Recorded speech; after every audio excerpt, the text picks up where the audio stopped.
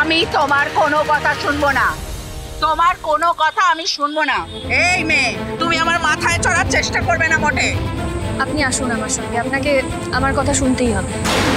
আরে কি মুশকিল, কোথায় যাবো? কেন যাবো? যাবো না, আমি তোমার কথা শুনতে যাবো না। কি বড় বউটা যে বড় মার কানে কি ফুসমন্ত দেবে এবার কে জানে। এখন আমি এই মহিলাদের তাড়াবো নাকি আমি বড় মাকে বাঁচাবো? ভালো লাগে না। এই এই এই তোমরা যাও তো যাও। এই আমাকে কোনছি বল, আমি কোনছি? কমলি প্লিজ স্টপ ইট।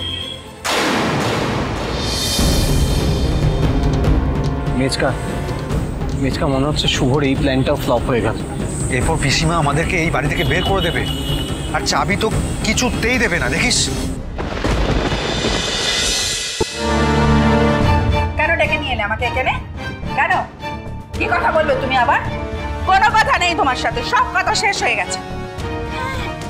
একটা দিন এখানে থাকতে দিয়েছিলাম, খেতে দিয়েছিলাম, বিশ্রাম নিতে দিয়েছিলাম, তার জন্য আমার উপর এখন মাথায় চড়ে নাচতে শুরু করে দিয়েছে সবাই। যা ইচ্ছে তাই করছে, যা ইচ্ছে তাই, আমার শরীর খারাপের সুযোগ নিয়ে যা ইচ্ছে তাই। পাড়ার লোকগুলো যাদের সাথে আমার দিনের পর দিন মাসের পর মাস কোনো সম্পর্ক নেই, দেখা নেই, শোনা নেই, তাদেরকে তুমি নেমন্তন্ন করে এসেছো, তাও আবার আমাকে না জানিয়ে। এত সাহস তোমার! পিসিঠাম্মি, আপনি প্রথম দিন থেকে শুধু বকাবকি করে যাচ্ছেন আমাকেও আপনার শত্রু ভাবছেন, কিন্তু এবার বোধহয় আপনারও কিছু কথা শোনার সময় এসেছে পিসিঠাম্মি।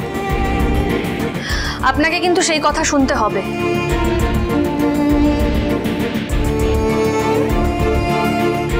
এই কদিনে আমি একটা জিনিস স্পষ্ট বুঝতে পেরেছি, এই গোটা পৃথিবীর ওপরে আপনার অনেক রাগ, অনেক অভিমান। সবার ওপর রাগ করে আপনি নিজেকে একেবারে একা করে ফেলেছেন। কিন্তু পিসিঠাম্মি, আপনি বাইরে থেকে সবাইকে যতটা কঠিন দেখান, আপনার ভেতরটা কিন্তু ততটাও কঠিন নয়। না হলে সেদিন ওইভাবে আমাকে বাড়ির বাইরে প্রেগনেন্ট অবস্থায় দেখে আপনি আশ্রয় দিতে পারতেন না। আপনি আশ্রয় দিয়েছেন কারণ আপনার মনের ভেতরটা ততটাই নরম, আপনার ভেতরে অনেক মায়া মমতা রয়েছে। কিন্তু আমি একটা কথা বুঝতে পারছি না পিসিঠাম্মি, আপনি কেন নিজের মনের এই নরম দিকটা বাইরে কাউকে দেখাতে চান না? এভাবে একা একা বাঁচা যায় নাকি? আমরা বাড়িতে ছিলাম তাই আপনি এত বড় একটা বিপদ থেকে রক্ষা পেলেন। পাড়া প্রতিবেশী সবার সঙ্গে যদি আপনি সদ্ভাব না রাখেন, তাহলে চিরটাকাল আপনার পাশে কে থাকবে? আমার দরকার নেই কাউকে, আমার কাউকে দরকার নেই, কারোর আমার পাশে থাকারও দরকার নেই, নেই দরকার। এ আছে আমার, না আছে স্বামী, না আছে সন্তান, না আছে আত্মীয় পরিজন। দাদা ছিল, দাদাও আমার সাথে যোগাযোগ রাখে না কতগুলো বছর। ঠিক আছে ঠিক আছে ঠিক আছে, এতগুলো দিন যখন একা একাই কাটিয়ে এসেছি, তখন মরার সময় আর কাউকে লাগবে না, আমার কাউকে লাগবে না। পিসিঠাম্মি, আপনি যাদের উপরে এত অভিমান করে নিজেকে এতকাল একা করে রেখেছেন, আপনি কখনো নিজে একবারও চেষ্টা করে দেখেছেন তাদের সঙ্গে যোগাযোগ রাখার? আমি তো একটা জিনিস বুঝতেই পারছি না, আমাদের দাদুর দোষটা কোথায়? আমাদের দাদু আর 5 জনের মতো এই দেশে তার ভবিষ্যৎ গড়ে তুলতে চাননি, তাই তিনি ওদেশে চলে গেছিলেন। একদম শূন্য থেকে নিজের চেষ্টায়, নিজের পরিশ্রমে সবটা গড়ে তুলেছিলেন, এবং তার জন্যে কিন্তু তিনি তার বাবার কাছে কখনো হাত পাতেননি। কই সে কথা তো আপনি বলছেন না। আপনার বাবা চলে যাওয়ার পরে তো আমাদের দাদু, মানে আপনার দাদা, নিজে এসেছিলেন। তখন তো তাকে বাড়ির ভেতরে ঢুকতে অবধি দেননি, শেষবারের মতো তার নিজের বাবাকে দেখতে অবধি দেননি। মানুষটা কতটা আঘাত পেয়েছিলেন, কতটা দুঃখ পেয়েছিলেন। আর পিসিঠাম্মি, আমি তো নিজে ঠাম্মির কাছে শুনেছি যে প্রত্যেকবার জগদ্ধাত্রী পুজোতে দাদু ঠাম্মিরা যখন নদিয়ার বাড়িতে আসতেন জগদ্ধাত্রী পুজো করতে, তখন ঠাম্মি নিজে আপনাকে ফোন করতেন ওই নদিয়ার বাড়িতে আসার জন্য। আপনি তো একবারও যাননি। পিসিটা আমি এত রাগ অভিমান করে কি লাভ হচ্ছে বলুন তো?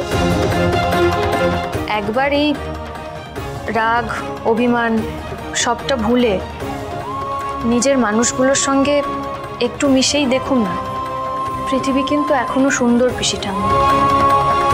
সব মানুষ এখনো খারাপ হয়ে যায়নি। জানি এতগুলো কথা আমি এখানে দাঁড়িয়ে বললাম, এবার হয়তো আমিও আপনার শত্রু হয়ে যাব, কিন্তু আপনি পারলে একবার আমার কথাগুলো ভেবে দেখবেন, একবার মানুষের সঙ্গে মন থেকে মিশে দেখবেন, খারাপ লাগবে না। আর যদি মনে হয় আমার এই কথাগুলো আপনাকে বলা ভুল হয়েছে,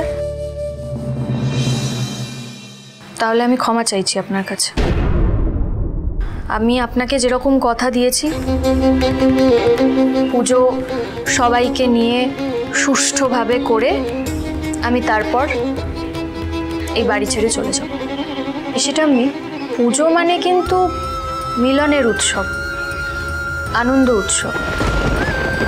যেই পুজোয় মানুষের আনন্দ নেই, সেই পুজোয় ঠাকুরের প্রাণ প্রতিষ্ঠা। একটা কথা মনে রাখবেন, আর মানুষ ছাড়া শুধু মাটির মূর্তি দিয়ে পুজো হয় না।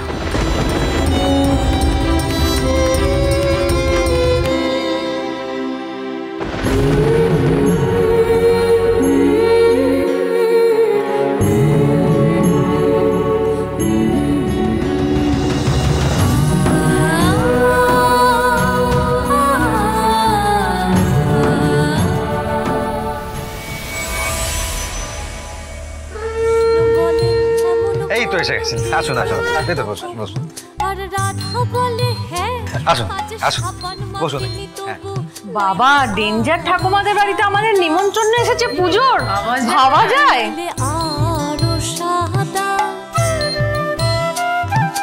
কৃষ্ণ বলে তোমার কাছে রতি কোথায় লাগে, কৃষ্ণ বলে তোমার কাছে রতি কোথায় লাগে, রাধা বলে এসব কথা বললেই হতো আগে, গোল তো মিটেই যেহেতু, গোল তো মিটেই যেহেতু, রাধা কৃষ্ণের মিলন হলো ঝগড়া বিবাদ শেষে, রাধা কৃষ্ণের। দেখেছো বড়মা, আমি বলেছিলাম না এই বউটা আর 5টা বউয়ের মতো না, একদিনের জন্য এসে কেমন করে সব কিছু করা শুরু করে দিয়েছে। আর বড়মা, আচ্ছা তুমি কেন কিছু বলছো না বলো তো? তুমি সব কিছু মেনেও নিচ্ছ। শোনো, এখনো সময় আছে, এই সব কটাকে বাড়ির থেকে তাড়াও, নয়তো এই বউটা তোমাকে সরিয়ে কিন্তু এই বাড়ির মালকিন হতে চাইবে। সব কটাকে ঘাড় ধাক্কা দিয়ে বের করে দাও।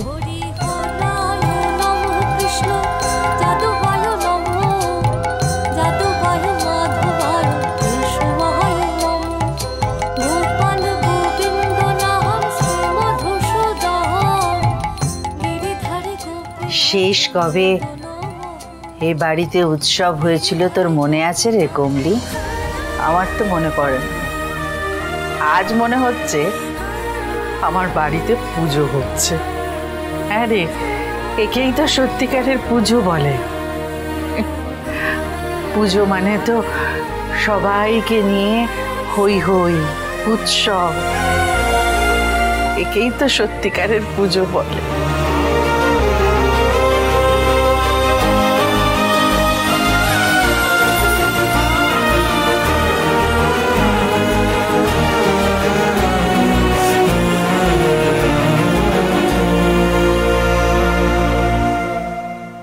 পিসিটাম্মি কোথায়? উনি আসবেন না দেখা করতে? আজকে তো পিসিটাম্মির খুব খুশি হওয়ার কথা। জানি না গো বড়মার কি হয়েছে, সেই পুজোর পর থেকে যে ঘরের দরজা বন্ধ করে বসে আছে, আর বেরোনোর কোনো নামই নেই। চলো সবে। আমি করছি। দাঁড়াও।